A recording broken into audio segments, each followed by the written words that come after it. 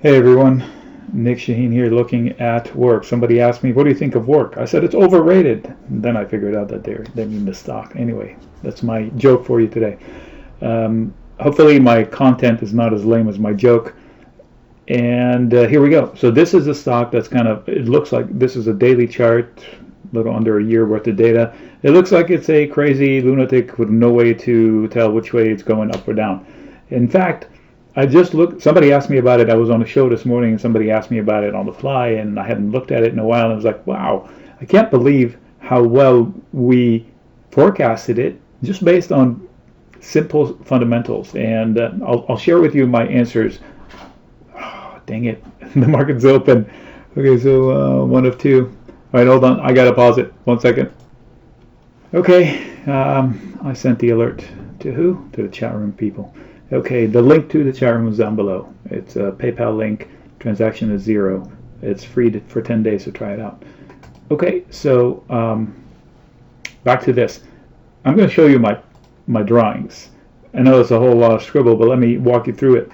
So over here, I thought we had a nice inverse head and shoulder setup, which is usually bullish. Head and shoulder is bearish. Inverse head and shoulder is bullish. So they failed at it. So usually you have two shoulders, you see 1, 2, and then a head in the middle. The upside potential usually is as big as this, but when I drew it, I said the upside should be around here, just in case this was an overshoot. Well, guess what? It triggered, but with an extra shoulder. It's kind of weird, right? So it triggered with an extra shoulder, and it delivered the height of it. Eyeball, this move looks about the same as this move.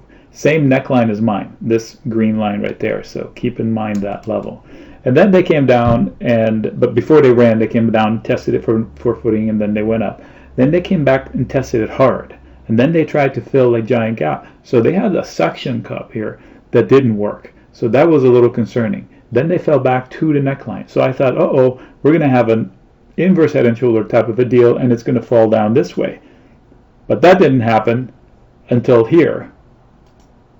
And guess what? With an extra right-hand shoulder-ish.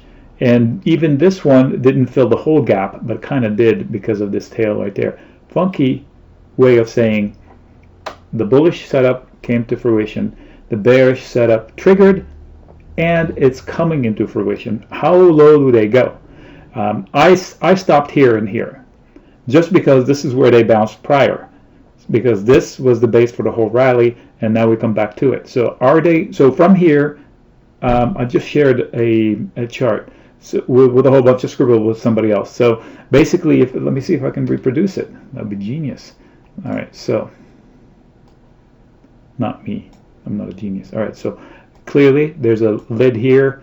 This is an interesting candle right there, and I'm going to call it a lid here. So this is the point of control. So this is where there's a lot of volume. It's a tough resistance line to get over. If they can get over by any miracle, there's another tough resistance here, tough resistance here. So if I'm long and I catch a rally, I get out here 1, get out here 2. All right. So if they do rally, they might trip down, come back, and do this. But if they don't, this triggers to finish this job or more, right? So they can fall into this zone, at which point I would buy the dip if I want to swing trade it.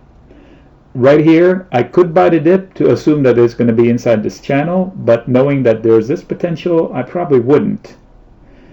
Maybe I would wait for a confirmation of a bottoming process, but it depends on the speed of the trader.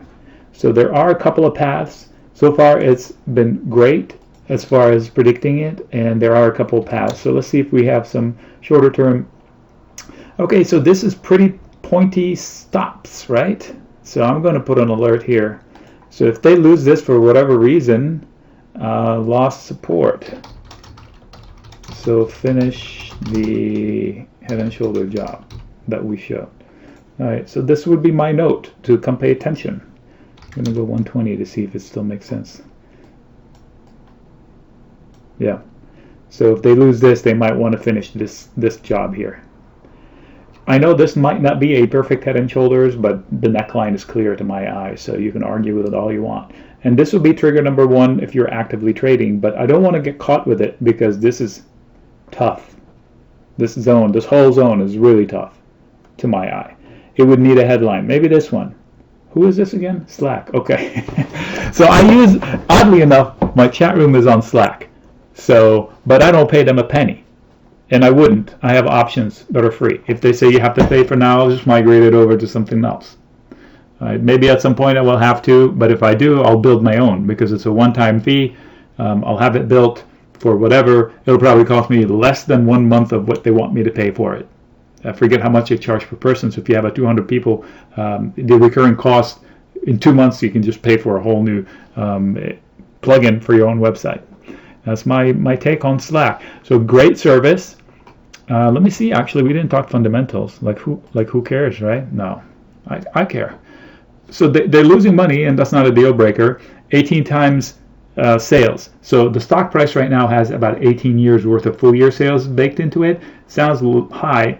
It's not as crazy as some other stocks. Like Shopify is over 70.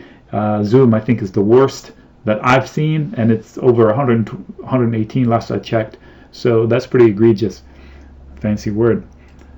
So that's the take on Slack. To answer the question, what about Slack? I just sliced it from the long-term perspective. Actually, not super long-term perspective. So let's go back to from that perspective. So if I was looking to own it for a long time, all right. So if this was wrong and if this was wrong, somewhere in the middle lies the truth. So if I'm an investor for a super long term, I'm not crazy for buying it here or buying it here. How can I buy it and leave room for error? I would sell puts around 24. These should be bulletproof, and if they're not and they assign me the shares, I'll be happy if I'm a bull. Nick signing out.